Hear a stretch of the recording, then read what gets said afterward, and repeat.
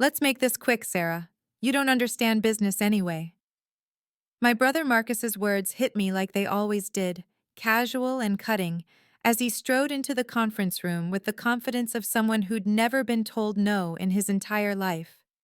He was wearing one of his expensive suits, the kind our father used to wear, and behind him came David Morrison, a lawyer whose reputation for aggressive tactics preceded him like a bad smell. Morrison carried a leather briefcase that he set down on the polished conference table with a heavy thunk that was clearly meant to intimidate. I sat there in my chair, hands folded in my lap, looking exactly like what Marcus expected to see. His little sister, alone and overwhelmed, ready to cave under pressure the way I'd caved my entire life. The conference room was cold, one of those corporate spaces with floor-to-ceiling windows overlooking downtown Chicago, and I could see the afternoon sun reflecting off the buildings outside, but inside everything felt gray and oppressive. Marcus pulled out a chair across from me and sat down with that infuriating smirk he'd perfected over 35 years of being our parents' golden child. "I appreciate you finally agreeing to meet," he said, as if he hadn't been harassing me for months. As if this meeting was some kind of favor he was doing for me. Morrison opened his briefcase and began pulling out documents, arranging them in neat stacks that seemed designed to overwhelm rather than inform. I watched them prepare their ambush and felt a familiar tightness in my chest, the same feeling I'd carried since our father died 6 months ago. 6 months. It felt like 6 years.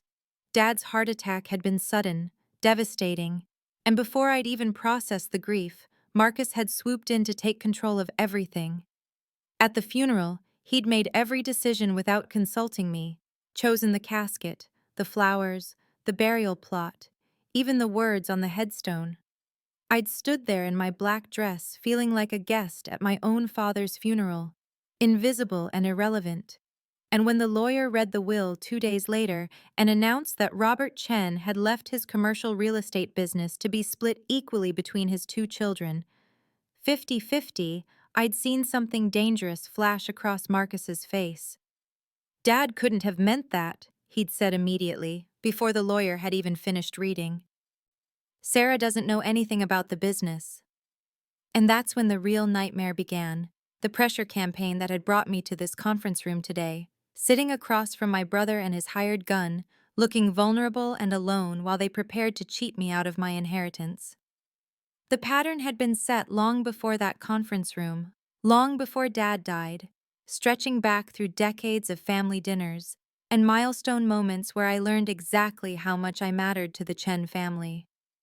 My father, Robert Chen, had built his commercial real estate firm from nothing, starting with a single small office building in 1985 and growing it into an empire worth $15 million by the time of his death, and Marcus had been groomed from birth to inherit that empire despite showing absolutely no aptitude for it. Marcus was 3 years older than me, and from the time we were children, every report card, every achievement, every accomplishment of his was treated like a miracle, while mine were simply expected or dismissed entirely. When Marcus brought home a B in high school math, Dad would beam and say, "That's my boy, you're really applying yourself." But when I brought home straight A's, including advanced placement courses, the response was a distracted nod and, "That's nice, Sarah, very nice." Marcus went to University of Illinois, a decent state school, and graduated with mediocre grades and a business degree that Dad immediately put to use by giving him a job at Chen Properties. But I worked myself to exhaustion to get into Northwestern University, one of the top schools in the country, and graduated summa cum laude with a degree in urban planning and development. And at the graduation dinner, Dad spent the entire meal talking about a deal Marcus had helped close at work, his first real involvement in a project, while my academic honors went completely unmentioned. I remember that dinner with painful clarity, sitting there in my graduation dress with my honors cord still around my neck, listening to Dad toast Marcus's bright future in the family business. While I might as well have been invisible, and when I tried to mention that I'd been accepted into a competitive graduate fellowship program, Dad had interrupted me to take a phone call and never asked me to finish what I'd been saying. That's when I learned that achievement wasn't enough, that excellence didn't matter, that nothing I did would ever be as important as the simple fact of Marcus being the son and me being the daughter. I'd moved to Boston for work after Northwestern, taking a position with a urban development consulting firm, and I'd told myself it was because that's where the opportunities were, but the truth was, I needed distance from the constant reminder that I didn't measure up to whatever impossible standard my family had set for me. I threw myself into my career, working on major development projects, earning promotions, building a reputation in my field. But when I called home, the conversations were always brief and focused on Marcus's latest accomplishment at the company, and nobody ever asked what I was working on, or whether I was happy, or what my life looked like 3 states away from them. Over the next decade, I built a career that should have made any parent proud, rising from an entry-level consultant to senior development consultant at Hartman Associates in Boston, working on major urban renewal projects worth hundreds of millions of dollars, but my family never asked about any of it. When I called home every few weeks, the conversations followed the same painful script. Mom would ask if I was eating well and staying warm in the winter. Dad would get on the line for maybe 2 minutes to tell me about some deal Marcus had worked on, and then they'd have to go because they had dinner plans, or Marcus was coming over with his wife Jennifer and their kids. I'd hang up feeling hollow, wondering what I'd have to accomplish to earn even 5 minutes of genuine interest in my life. During the visits home for holidays, it got worse because I had to watch the dynamic in person, had to sit at the table while Marcus held court describing his workday in exhausting detail, and Dad nodded along asking follow-up questions. And if I tried to mention a project I was working on, Marcus would make some dismissive comment about government paperwork jobs or academic planning that doesn't understand real business. And Dad would chuckle like it was all good-natured sibling ribbing instead of the systematic diminishment it actually was. Marcus had joined Chen Properties right out of college and coasted entirely on Dad's established relationships and reputation, bringing in no new clients of his own, implementing no innovative strategies, just maintaining what Dad had built while taking credit for the company's continued success. When Mom died 5 years ago from cancer, I flew home immediately and stayed for 3 weeks to help with everything. But Marcus made all the decisions about her care in those final days, chose the funeral home, picked out her casket, wrote the obituary without asking for my input, and when I tried to suggest that maybe we should include the detail about how Mom had volunteered at the children's literacy program for 15 years, Marcus said, "I think I know how to honor our mother, Sarah." And Dad backed him up with a tired, "Let your brother handle it." I'd stood at Mom's funeral feeling like a stranger mourning someone I'd loved, but apparently hadn't known the right way. And after it was over, I went back to Boston and threw myself even deeper into work, because at least their people valued what I contributed. At least there my ideas mattered, and my expertise was respected. I started to internalize the message my family had been sending my entire life. Started to believe that maybe there was something fundamentally wrong with me, some quality I lacked that would have made me worthy of their attention and respect. And I found myself apologizing for taking up space, making myself smaller in every interaction, accepting less than I deserved because I'd been trained to believe that's all I was worth. Dad died on a Tuesday in March, a massive heart attack at his desk at Chen Properties, and I got the call from Marcus while I was in a meeting with clients in Boston, his voice flat and accusatory like somehow I should have been there to prevent it. I took the first flight to Chicago, crying silently in seat 14B, while the businessman next to me pretended not to notice. And when I arrived at the family home in Evanston that evening, Marcus and Jennifer were already deep in funeral planning, with a coordinator spread out at the dining room table, covered in brochures and price lists. "We've got this handled," Marcus said when I walked in, barely looking up from a catalog of casket options. And when I asked if I could help, or if there was anything specific Dad had wanted, Jennifer patted my hand with fake sympathy and said, "It's all so overwhelming. Why don't you just rest from your trip and let Marcus take care of the details since he knows what Dad would have wanted?" The funeral was 4 days later, a large service at the Presbyterian church Dad had attended sporadically, and I sat in the front pew feeling like a guest at a stranger's memorial as Marcus delivered a eulogy he hadn't asked me to contribute to, describing a father I'd known but never been allowed to get close to. The business associates came in droves, men in expensive suits who shook Marcus's hand and clapped him on the shoulder, telling him, "Your father was so proud of you, you'll do him justice carrying on his legacy." And when they turned to me, it was with polite but distant condolences. "I'm sorry for your loss," as if I were a casual acquaintance, rather than Robert Chen's daughter.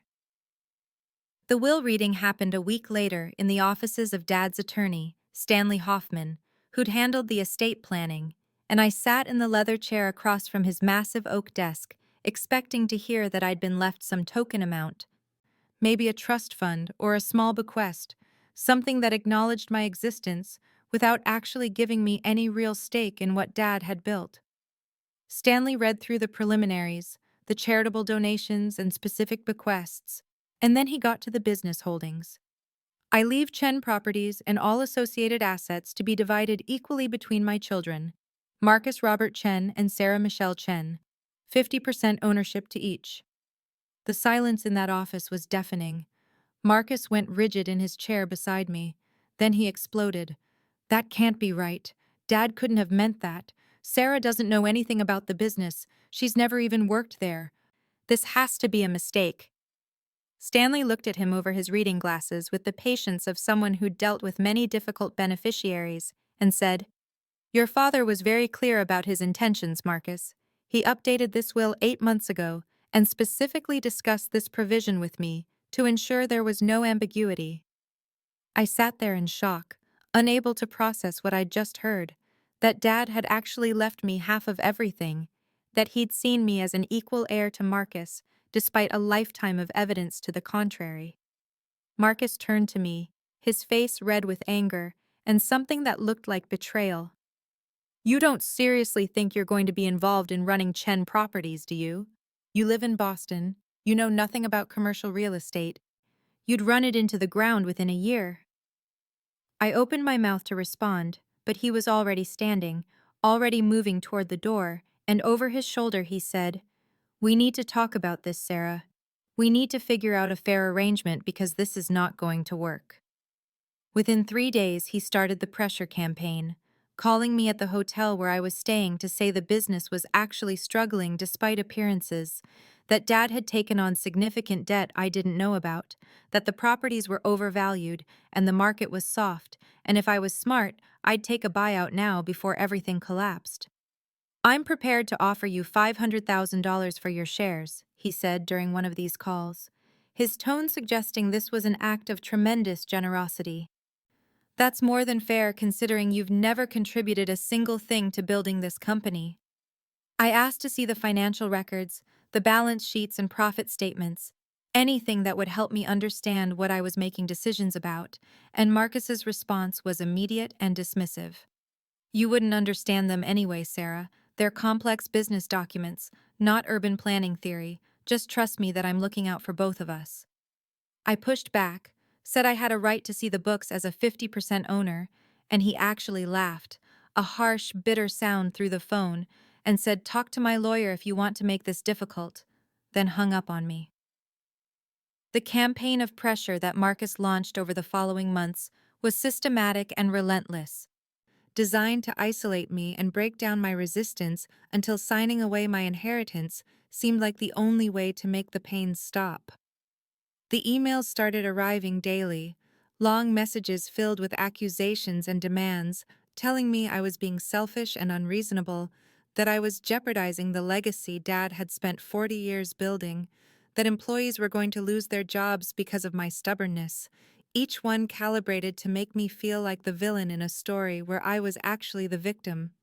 Jennifer called me twice a week with her particular brand of manipulation wrapped in false concern, her voice dripping with synthetic sympathy as she said things like, "We just want what's fair, Sarah, but you have to understand that Marcus has done all the work. He's devoted his entire adult life to Chen Properties while you were off doing your own thing in Boston. And it just doesn't seem right that you'd swoop in now and claim half of something you never contributed to. Marcus's children, Emma and Justin, whom I'd sent thoughtful birthday gifts to every single year and Christmas presents carefully chosen for their interests, suddenly stopped responding to my messages and cards, clearly instructed by their parents that Aunt Sarah was now persona non grata.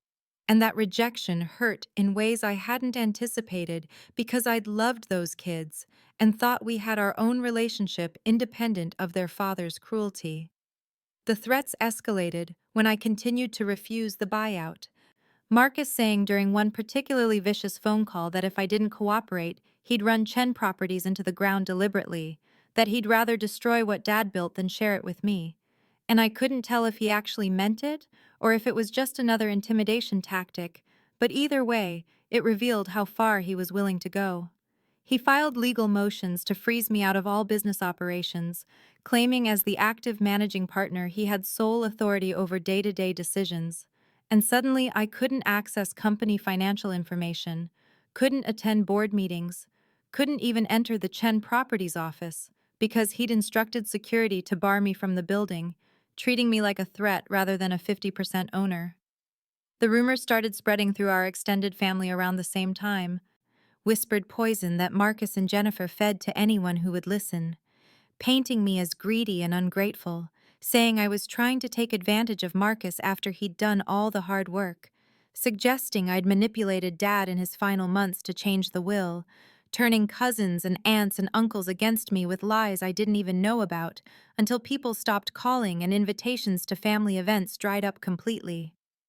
My cousin Linda, who I'd been close to growing up, left me a voicemail saying she was disappointed in me for causing problems during such a difficult time.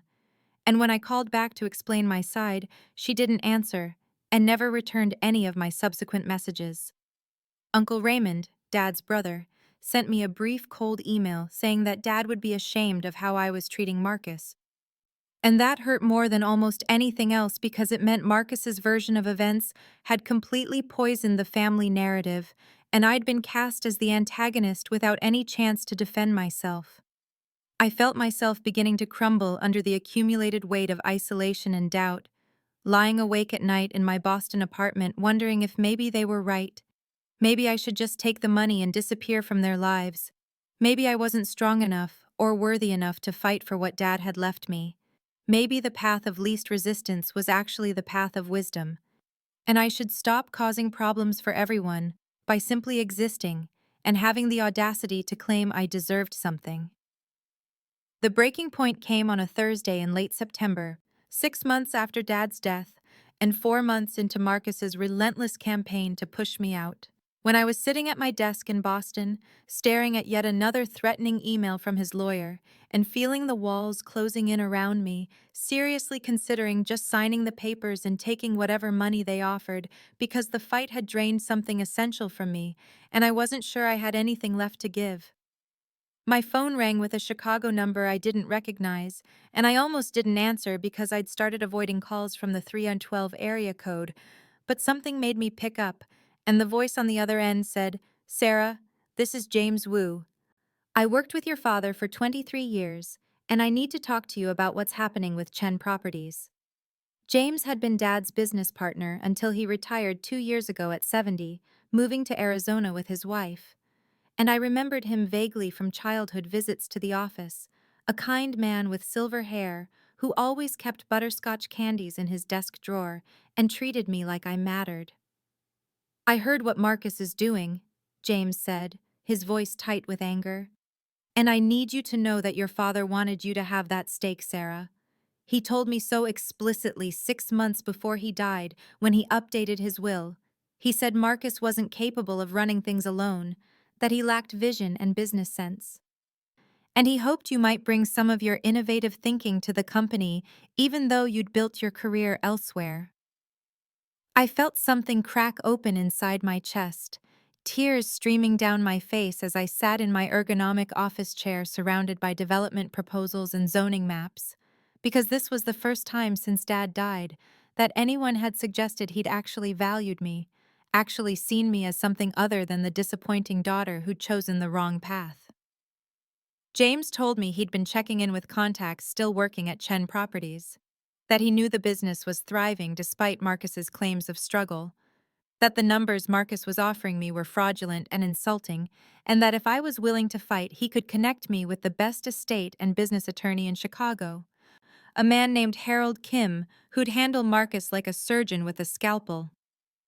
Your father would want you to fight for this, James said. Not because of the money, though that matters, but because you deserve to be treated with respect and dignity, and Marcus needs to learn he can't just steamroll over people because he's always gotten his way. I made the appointment with Harold Kim for the following Monday, flying back to Chicago with a sense of purpose I hadn't felt in months. And when I sat across from him in his corner office on the 40th floor of a downtown building with Lake Michigan stretching gray and infinite beyond the windows, he listened to my story with focused intensity, taking notes in precise handwriting, occasionally asking sharp questions that cut right to the heart of the legal issues. Harold was 58, impeccably dressed in a charcoal suit, with a reputation that preceded him like weather, known for destroying opponents who underestimated his quiet demeanor. And when I finished laying out everything that had happened, he sat back in his leather chair and said bluntly, "Your brother is trying to defraud you, Ms. Chen. The business is thriving, worth far more than he's claiming, and if you retain me, I'm going to prove it and make sure you get everything you're entitled to under your father's will." The retainer was substantial, $35,000, but I paid it from my savings account that afternoon and walked out of his office feeling like I'd finally stopped being a victim and started being someone who fought back. Harold's investigation began immediately, moving with the precision and speed of someone who'd spent 30 years dismantling fraudulent schemes and exposing corporate malfeasance, and within 2 weeks, he'd subpoenaed financial records that Marcus had refused to share with me, deploying legal tools I hadn't even known existed to pry open the books of Chen Properties and reveal what my brother had been so desperate to hide. The documents arrived in boxes, years of financial statements and tax returns and internal accounting records, and Harold's team of forensic accountants spent 72 hours analyzing everything before calling me back to his office to review their findings. And what they'd discovered made my hands shake with anger as I sat across from Harold's desk while he walked me through each damning detail. Chen Properties had grossed $3.2 million in profit the previous year alone, not the struggling, barely breaking even picture Marcus had painted in his emails and phone calls, and the company's total assets, including property holdings and ongoing contracts, were valued at over $18 million, more than triple what Marcus had claimed when he'd offered me that insulting $500,000 buyout. Harold showed me spreadsheets highlighting Marcus's compensation over the past 3 years since Dad had gradually handed over control, excessive bonuses he'd awarded himself without board approval, a salary increase to $450,000 annually, despite company bylaws requiring partner consensus for executive compensation changes, personal expenses charged to the company, including his country club membership and his children's private school tuition, and even a family vacation to Hawaii that he'd somehow categorized as a business development trip. But the most egregious discovery, the thing that transformed this from simple greed into calculated fraud, was buried in emails Harold's team had obtained through discovery motions, correspondence between Marcus and a development group called North Point Holdings, showing that he'd been negotiating to sell Chen Properties for $25 million, planning to complete the transaction before the end of the year and pocket the entire proceeds without informing me or giving me any share of the sale price, effectively stealing $12.5 million that legally belonged to me as a 50% owner. Harold laid out the evidence in neat stacks across his conference table, each document a nail in Marcus's coffin, and he explained that we had grounds not just for a civil lawsuit, but potentially for criminal fraud charges, that Marcus's actions constituted breach of fiduciary duty, fraudulent misrepresentation, and attempted theft on a scale that prosecutors would take very seriously. "We have him completely," Harold said, his voice carrying the quiet satisfaction of a chess master announcing checkmate. "And now we prepare our strategy for how to proceed, whether we want to pursue this through litigation or use what we know as leverage for a settlement that gives you control. I sat in that conference room feeling vindication mixed with sadness, because this concrete proof of Marcus's betrayal somehow made it more real and more painful, even as it validated everything I'd suspected. And I realized that my brother hadn't just been casually cruel or thoughtlessly dismissive, but had been actively working to defraud me out of millions of dollars without any apparent guilt or hesitation. Harold asked about my own career plans and future goals, wanting to understand what outcome would serve me best. And I realized I had something to share with him, something I'd been working on privately for 2 years that Marcus knew nothing about, and that would change everything about how we approached this confrontation. I told Harold about the work I'd been doing for the past 2 years, work that nobody in my family knew about because they'd never asked what I was actually doing with my career, never shown even passing interest in the projects that consumed my days and nights, and represented everything I'd been building while Marcus coasted on Dad's legacy, and as I described the affordable housing development model I'd created. Harold leaned forward with genuine interest that felt foreign and wonderful after years of family indifference. The model combined public-private partnerships with sustainable design principles, creating mixed-income communities that were financially viable for developers while providing quality housing for families across the economic spectrum, using innovative financing structures and smart density planning that I'd refined through dozens of proposals and feasibility studies during my time at the Boston consulting firm. I pulled up the project portfolio on my laptop and showed Harold the renderings and financial projections, explaining how the model solved problems that had plagued affordable housing development for decades. And I watched him study the materials with the careful attention of someone who actually understood what he was looking at and recognized its value. 6 months before Dad died, when I'd been deep in the development of this work, I'd submitted the project to the Urban Land Institute for their annual Innovation Award, a prestigious recognition in the development world that could make or break careers. And in April, 2 months after Dad's funeral, while Marcus was beginning his campaign to push me out of Chen Properties, I'd received notification that I'd won, that out of hundreds of submissions from developers and planners across North America, my model had been selected as the most innovative approach to sustainable urban development. I'd wanted to call Dad and tell him, had picked up the phone 3 times before remembering he was gone, and the grief of that moment had been compounded by the knowledge that even if he'd been alive, he probably wouldn't have understood what the award meant or why it mattered, would have offered some distracted congratulations before changing the subject to Marcus's latest mediocre accomplishment. But the award had changed things in my professional world, had put me on the radar of major development firms who were looking for exactly this kind of innovative thinking. And in August, a company called Meridian Properties, one of the largest real estate development firms in the country with projects in 30 states, had approached me with an offer to join them as Director of Development with a salary of $280,000 plus equity in the projects I led. I told Harold I'd been negotiating the terms for the past month, that Meridian was serious and the offer was real, and I saw his eyes sharpen with understanding as he began to see how this information changed our strategic position. More than that, I explained, the award and the publicity around my model had attracted attention from impact investors, a group of private equity firms and family offices who were specifically looking to fund sustainable development projects that generated both financial returns and social good.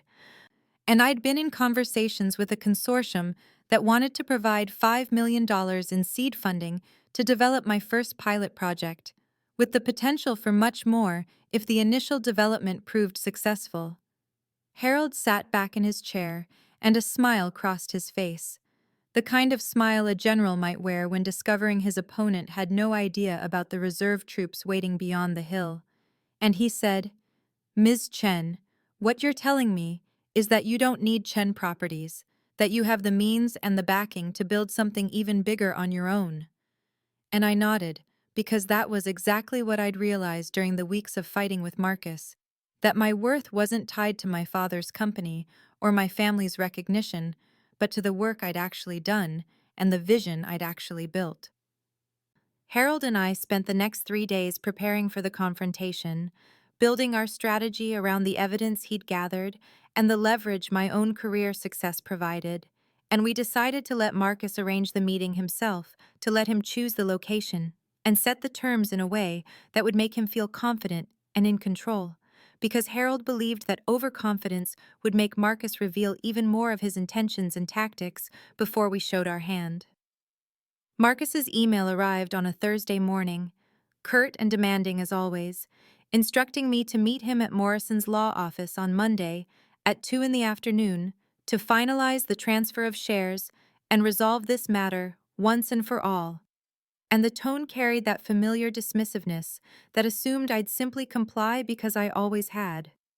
Because in his mind, I was still the little sister who could be managed and controlled and pushed aside whenever convenient. I confirmed the meeting without elaboration, a simple one-line response that gave nothing away, and Harold smiled when I showed him my reply because he understood the psychology of letting an opponent think they'd already won. The weekend before the meeting felt strange and suspended, hours passing slowly while I prepared myself mentally for what was coming, and I found myself thinking about all the moments throughout my life when I'd swallowed my hurt and accepted being dismissed, wondering when exactly I'd learned to make myself smaller to accommodate Marcus's ego and Dad's favoritism, and recognizing that breaking this pattern would require not just legal strategy, but emotional courage to stand up and claim space I'd been conditioned to believe I didn't deserve. Monday arrived cold and gray, typical Chicago November weather with wind cutting between the downtown buildings, and I took the train to Morrison's office in a high-rise on Wacker Drive, arriving 15 minutes early and sitting in the lobby watching business people hurry past with their important briefcases and urgent phone calls. And I felt surprisingly calm, centered in a way I hadn't felt in months, because I knew I was walking into that conference room with the truth and the law and Harold Kim on my side. Harold had arrived an hour before, entering through a different entrance and settling himself in the back corner of the conference room where he'd wait quietly while Marcus made his entrance, and the receptionist led me to the room at exactly 2 o'clock, and I sat down in the chair facing the door, my hands folded on the polished wood table, my expression neutral and unreadable. 5 minutes later, Marcus arrived with Morrison and Jennifer, and I saw immediately that Marcus was in what I'd come to think of as his performance mode, that false joviality he adopted when he thought he was about to get exactly what he wanted, and Jennifer wore her concerned family face, the expression she used when pretending to care while actually delivering cutting remarks wrapped in false sweetness. Morrison carried a leather briefcase that he set on the table with theatrical weight, and Marcus took the seat directly across from me, while Jennifer positioned herself to his right and Morrison to his left, a formation clearly designed to create psychological pressure, 3 against 1, power and authority arrayed against isolated vulnerability. Marcus smiled, that condescending smile I'd seen 1,000 times across family dinner tables and holiday gatherings, and he said, "Sarah, we've prepared very generous terms for you, really above and beyond what's reasonable, considering you've contributed nothing to Chen Properties and have no understanding of how to run a real estate business."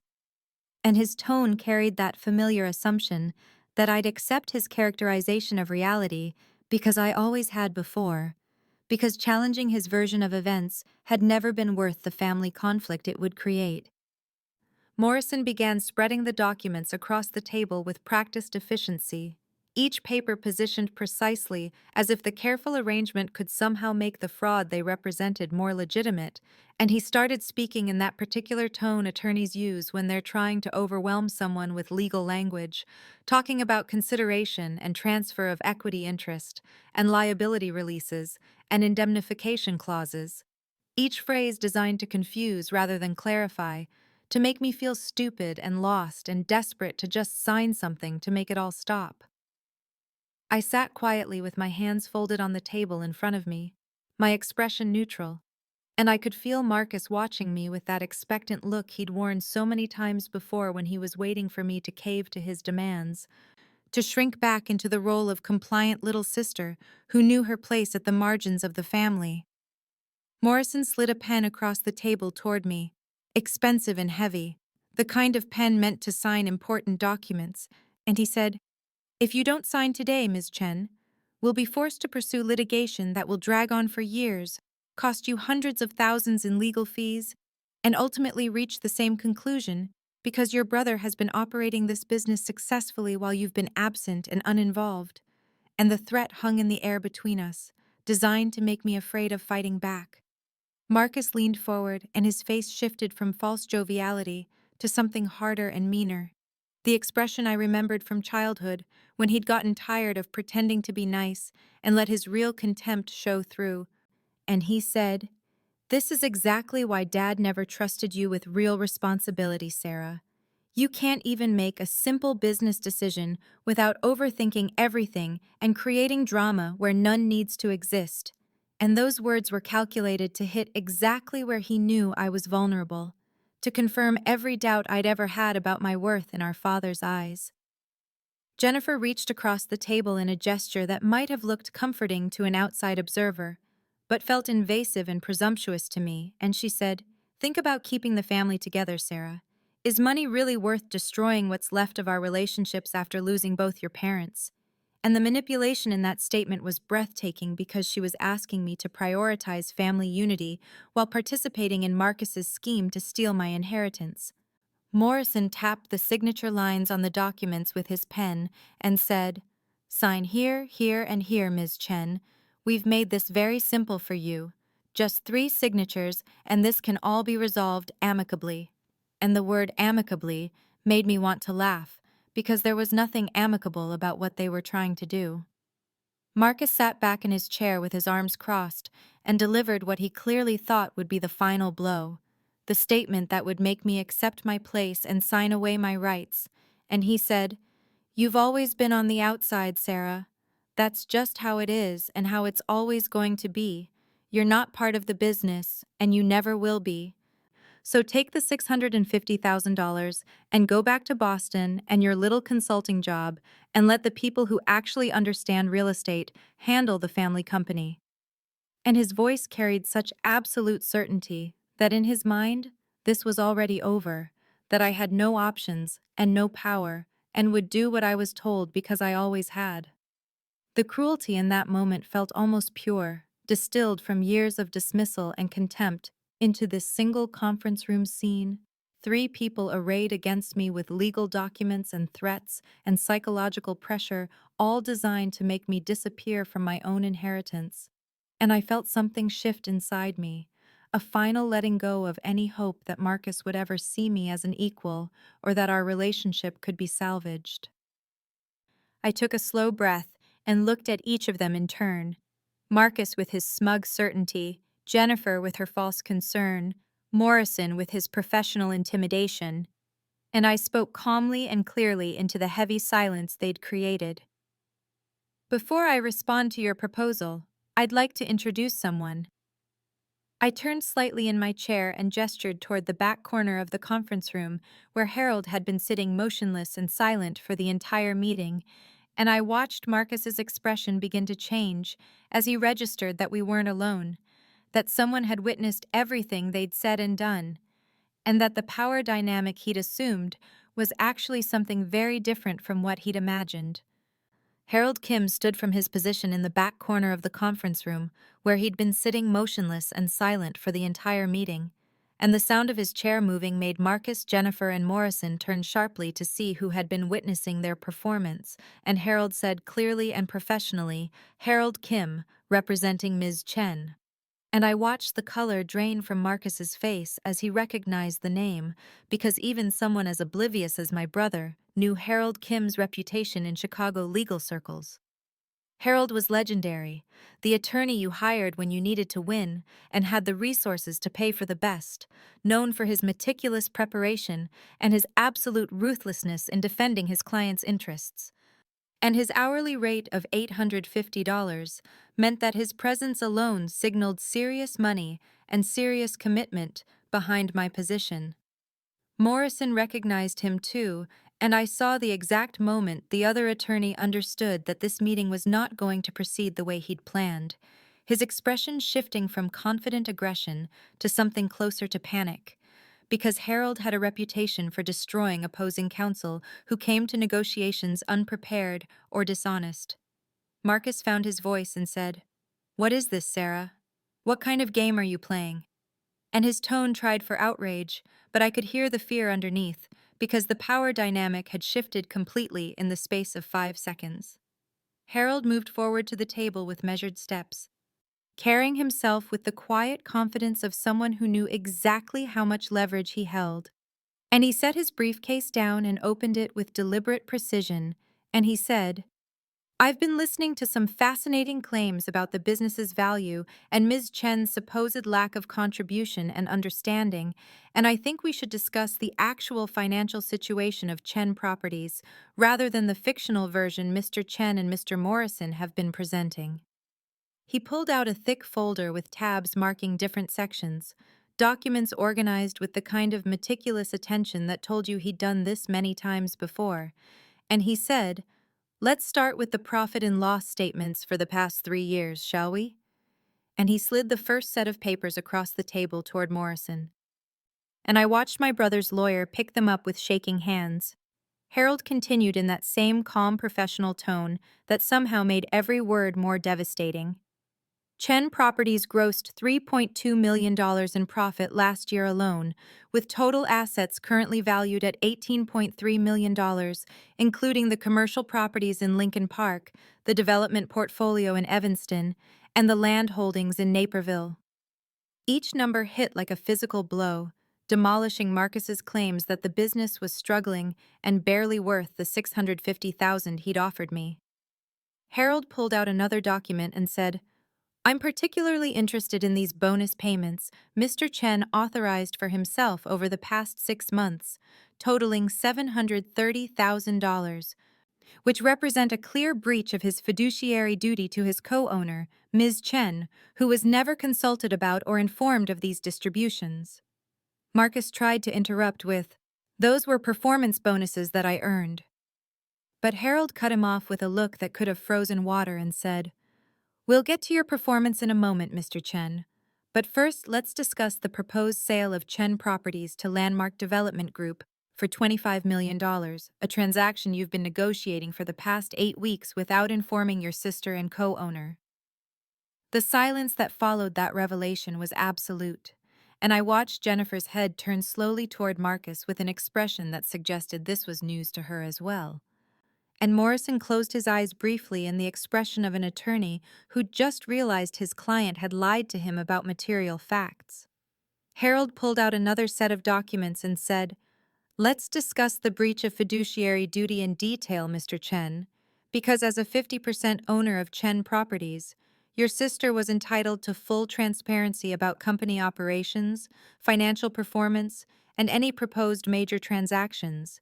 Yet you systematically concealed information from her, denied her access to financial records, excluded her from all business decisions, and actively misrepresented the company's value in order to pressure her into selling her shares for a fraction of their worth."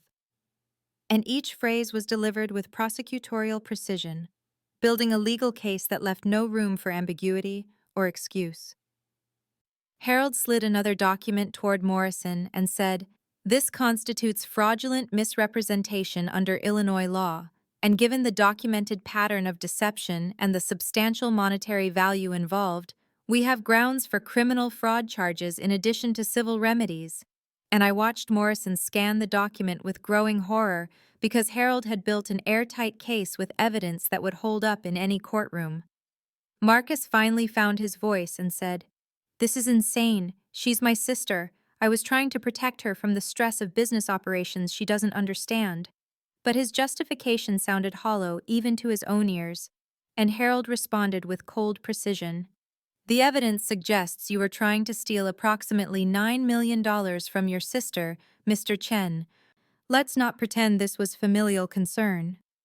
Harold opened another section of his folder and said, "We also have documentation of your communications with Landmark Development Group regarding the proposed sale of Chen Properties for $25 million, a transaction you plan to complete next month without your co-owner's knowledge or consent, keeping the entire proceeds for yourself. And he laid out email printouts that Marcus had thought were private, communications Harold's investigators had obtained through legal discovery that showed the full extent of my brother's planned betrayal. Jennifer made a small sound of shock or anger and said, "Marcus, you told me the business was barely profitable. You said we needed Sarah's shares to keep it afloat." And I realized that Marcus had been lying to his own wife about the company's finances, probably to justify the pressure campaign against me. Harold continued his methodical destruction of Marcus's position. "Ms. Chen is prepared to resolve this matter civilly, though I want to be clear that we have sufficient evidence to pursue criminal charges if necessary." And he pulled out a final document, this one clearly a formal proposal, and slid it across the table with deliberate slowness. He said, "These are Ms. Chen's terms. You will sell your 50% stake in Chen Properties to her immediately at the fair market value of $9 million, or alternatively, she will force a sale of the entire company through the courts.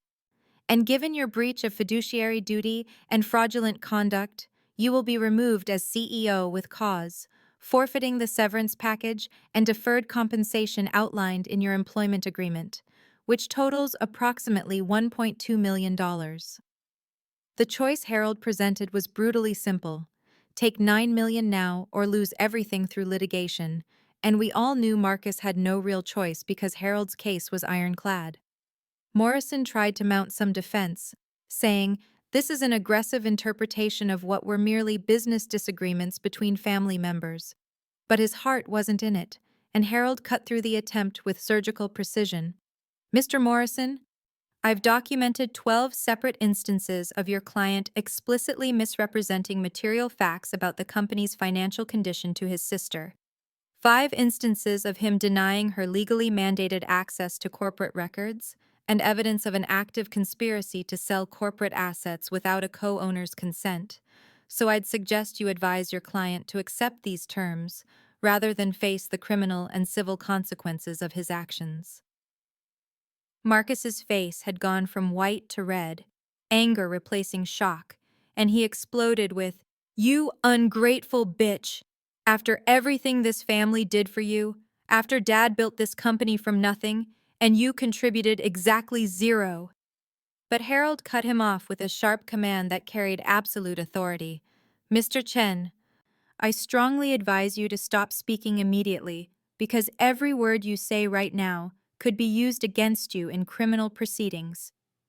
The silence that followed was thick with rage and fear, and the collapse of Marcus's certainty, and I sat quietly watching my brother realize that for the first time in his life, he couldn't bully or manipulate his way out of consequences. I found my voice finally in that conference room after watching Harold dismantle Marcus's legal position so thoroughly that there was nothing left for my brother to hide behind, and I said quietly but clearly, "I need to say something now." And Harold gave me a small nod and stepped back slightly to give me the space to speak, and I looked directly at Marcus and said, "You never once asked about my career, Marcus. Not once in 10 years. And I watched him try to interrupt, but I continued over him because I'd been silent for too long, and I needed him to hear this. I said, "I called home every month for a decade, and you'd spend 5 minutes on the phone with me before passing me off to Dad. And when I visited for holidays, you'd make jokes about my government paperwork job, and Dad would laugh along with you. And neither of you ever asked what I actually did, or whether I was good at it, or whether I'd accomplished anything worth knowing about." And I could feel the emotion rising in my throat, but I kept my voice steady because I needed to get through this. I told him about the Urban Land Institute Award I'd won 6 months before Dad died, a prestigious national recognition for innovative, affordable housing development that people in my field spend their entire careers hoping to achieve. And I said, "I won that award, and I didn't tell anyone in the family because I knew you wouldn't care. I knew you'd find a way to dismiss it or minimize it or change the subject back to Marcus's latest mediocre accomplishment." And I saw something flicker in Jennifer's expression that might have been recognition or shame. I said, while you were coasting on Dad's relationships and the infrastructure he built, Marcus, I was actually creating something meaningful, developing a housing model that combines sustainable design with public-private partnerships to create truly affordable mixed-income communities. And investors are putting $5 million behind it because they recognize its value. And I watched Marcus's face as he processed that the little sister he'd dismissed as irrelevant had been building something significant while he'd been claiming credit for maintaining what our father had created. I told him about Meridian Properties, about the director of development position with a $280,000 salary plus equity, about the fact that I'd been recruited specifically because of my expertise and vision, and I said, I didn't need Dad's business, Marcus. I never needed it. But it was mine by right, and you tried to steal it from me because you've always believed I was worthless. I saw him try to formulate a response, and I cut him off and said, James Wu called me 6 weeks ago and told me something I needed to hear, that Dad had told him explicitly before he died that he wanted me to have 50% of Chen Properties because he knew you weren't capable of running it alone, that he'd lost faith in your ability to grow the business beyond what he'd already built. And I watched that revelation hit Marcus like a physical blow because his entire identity was built on being the chosen son, the heir, the one Dad trusted. Jennifer tried to interrupt with, Sarah, that's not fair. Marcus has worked so hard. But I turned to her with a look that carried all the anger I'd been suppressing for months and said, You called me 17 times over 4 months with fake concern about family unity, while your husband was planning to steal $9 million from me, Jennifer, so I don't want to hear anything from you about what's fair. And she fell silent immediately. Marcus tried one last justification, saying, Everything I did was to protect Dad's legacy. You would have run it into the ground with your idealistic nonsense. But I said clearly and finally, Dad's legacy deserved better than a son who couldn't innovate beyond maintaining existing relationships, Marcus, and you know it. And that's why you're so angry that he left me half, because deep down, you know I actually earned my success while you were handed yours. Harold gave Marcus exactly 30 seconds to decide, his tone making clear that this was not a negotiation, but rather a final opportunity to avoid complete destruction, and he said, You can accept Ms. Chen's terms and walk away with $9 million, or we can proceed to litigation, where you'll face both civil and criminal liability, likely lose everything, and spend the next several years of your life dealing with legal consequences. And the choice was so obvious that even Morrison quietly advised Marcus to accept the terms. Marcus sat frozen for a long moment, his face cycling through rage and humiliation and disbelief, and I could see him struggling with the reality that his little sister had completely outmaneuvered him, that the person he'd dismissed and belittled had brought the full weight of Chicago's best legal mind down on him and left him with no option but surrender. He finally said through clenched teeth, I'll take the buyout. And those 4 words felt like the ending of something that had been broken between us for much longer than 6 months, probably for our entire lives if I was honest with myself. Harold pulled out another set of documents that he'd clearly prepared in advance, knowing Marcus would have no real choice, and he said, These are the buyout agreements. Mr. Chen will sell his 50% stake in Chen Properties to Ms. Chen for $9 million, with payment structured as $3 million immediately and the remaining $6 million over 2 years at prevailing interest rates. And he explained that Meridian Properties had already committed to financing the acquisition because they saw substantial value in merging Chen Properties' established client relationships and property portfolio with my development expertise and innovative housing model. Morrison reviewed the documents with the defeated air of a lawyer who knew his client had lost completely, and he found nothing to object to because Harold had drafted agreements that were scrupulously fair, despite Marcus deserving far worse. The signing took 15 minutes, Marcus's pen scratching across page after page, transferring away the company he'd believed was rightfully his alone, and Jennifer sat beside him in rigid silence. probably calculating what this meant for their financial future and realizing that $9 million was actually a generous exit given what Harold could have done to them through the courts. When the final signature was complete, Marcus stood abruptly and said, "I hope you're happy, Sarah. You've destroyed this family." And I looked at him with a calmness I hadn't known I possessed and said, "I didn't destroy anything, Marcus. I just refused to let you steal from me. There's a difference." And he left without another word, Jennifer following behind him, both of them radiating humiliated fury. Morrison remained behind for a moment and said quietly to Harold, "That was impressive work." And Harold responded with professional courtesy, but I could see the contempt in his eyes for a lawyer who'd participated in trying to defraud a client. Then Morrison left too, and suddenly the conference room was silent and empty except for Harold and me, and I felt the tension that had been holding me rigid for months finally begin to release. Harold started organizing his documents back into his briefcase and said, "Congratulations, Ms. Chen. You now own Chen Properties outright." But he was watching my face carefully, and he added, "You don't look as happy as I expected." And I realized he was right. I felt something closer to exhausted sadness than triumph. I told him honestly, "I'm glad I fought back, and I'm glad I won, but I'm sad that it had to come to this, that my brother hated me enough or dismissed me enough to try to steal millions of dollars from me."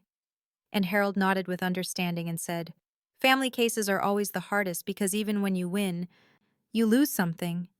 And his words captured exactly what I was feeling. We spent the next hour discussing the transition plan, how I'd formally take control of Chen Properties operations, the integration with Meridian Properties resources and my development projects, the staff changes that would be necessary, and the strategic direction I wanted to take the company, and focusing on these practical matters helped ground me and remind me why this fight had been necessary. 3 months passed between that conference room confrontation and the morning I stood in what was now officially Chen Meridian Development's headquarters, looking at the renovated office space that reflected everything I'd envisioned for the company's future. And the transformation had been more profound than I'd imagined possible when Harold and I first discussed the business transition strategy. I'd taken formal control of Chen Properties within 2 weeks of Marcus signing the buyout agreement, and my first action had been reaching out to James Wu to ask if he'd consider coming out of retirement to serve as a senior advisor, and the joy in his voice when he accepted had reminded me that not everyone in my father's world had dismissed my worth. James had been instrumental in helping me navigate the existing client relationships and understand the full scope of the property portfolio, and he'd told me repeatedly that he saw my father in the way I approached problems, but with an innovation and vision that Robert had recognized he himself was starting to lack in his final years. The staff transition had been delicate because several longtime employees had been loyal to Marcus and were initially suspicious of my leadership, but I'd won most of them over by actually listening to their expertise and involving them in the strategic planning process, something Marcus had never done because he'd been too insecure to accept input that might expose his limitations. We'd rebranded as Chen Meridian Development to reflect the partnership with Meridian Properties and the new direction, and I'd begun the careful work of pivoting our portfolio toward sustainable mixed-use projects that combined market-rate commercial properties with affordable housing components, using my development model as the framework. The first project was already in motion, a 15-acre development on the south side that would bring 200 units of mixed-income housing, ground-floor retail space, and a community center, and the city planning department had fast-tracked our permits because they recognized the value of what we were trying to accomplish. Financially, the company was performing better than it had under Marcus's leadership, with 2 major new clients signed in the first quarter and profit projections exceeding the previous year by 18%, and I felt a quiet satisfaction knowing that I was actually growing my father's legacy rather than just maintaining it. The family situation had resolved into a new equilibrium that I'd made peace with. Marcus hadn't spoken to me since he left that conference room, and I'd realized with surprising clarity that his silence brought me more peace than his presence ever had.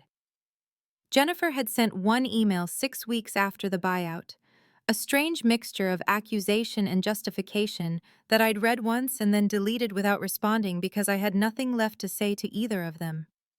Some extended family members had reached out to apologize for believing Marcus's rumors, and I'd accepted those apologies with grace, while recognizing that those relationships would never be what they might have been.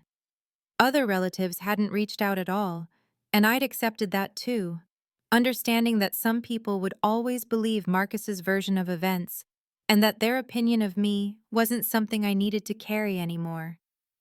But it was the quiet morning visits to my father's grave that had brought me the most unexpected healing, and I'd started going every Sunday with coffee in the business section of the Tribune, sitting on the bench near his headstone and telling him about the week's progress and the plans I was developing. I told him about the Southside project and the sustainable design elements we were incorporating, and I told him about James's pride in what I was building, and I told him about the fact that I'd finally understood that I didn't need his validation, because I'd always had worth, regardless of whether he or Marcus or anyone else recognized it. I told him that I wished he'd seen me more clearly when he was alive, that I wished he'd asked about my work or my life or my dreams, but that I'd forgiven him for his blindness, because holding on to that anger would only hurt me, and he was beyond being hurt by anything now. I told him that I was honoring his legacy better than he could have imagined by taking everything he'd built and transforming it into something that would actually make a lasting positive impact on the community rather than just generating profit. And I believed he would have been proud if he could have overcome his limitations enough to see what I was accomplishing.